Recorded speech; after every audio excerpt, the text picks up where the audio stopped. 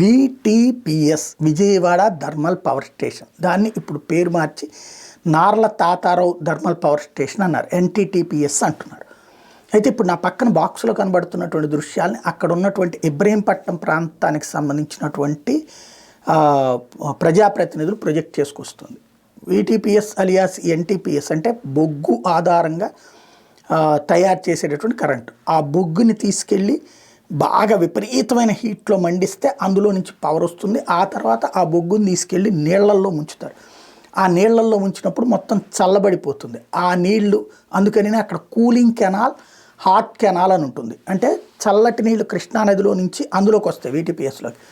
అందులో ఇది ముంచిన తర్వాత అది అవి వేడైపోతాయి. నీళ్లు వేడైపోతే బొగ్గు చల్లబడిపోతుంది.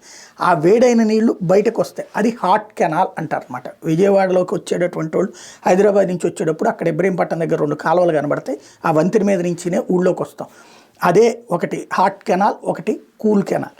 అయితే అక్కడ ఈ బూడిదని ఆ తర్వాతన వేరే వాటికి అమ్మేయటం ఇదంతా జరుగుతుంది. ఇంతకుముందు కూడా మాట్లాడుకున్నాం బూడిద కుంభకోణాలు ఏ విధంగా జరుగుతున్నాయి అన్నట్టు.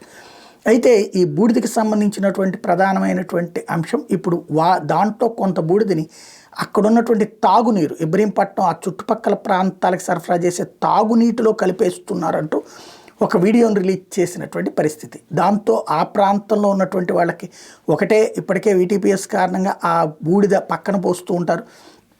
దాని కారణంగా చుట్టుపక్కల వాళ్ళందరికీ ఒక రకమైన జబ్బులు వస్తుంటే, పొల్యూషన్ అవుతుంటే, ఇది రెండవది అంటూ నీళ్లలో కలుపుతున్నారు. ఇప్పుడు మనం పక్కన బాక్స్లో చూస్తున్నటువంటి ఆ నీళ్ళని శుభ్రపరిచి తాగే పరిస్థితి అవుతుంది. ఇది దుర్మార్గం అంటూ వైఎస్ఆర్ కాంగ్రెస్ పార్టీ అక్కడ గెలిచి ఉంది ఇంతకుముందు ఆ ప్రాంతంలో. వాళ్ళకి సంబంధించిన కార్పొరేటర్లు దీన్ని ప్రొజెక్ట్ చేయడం అన్నటువంటిది కీలకమైంది.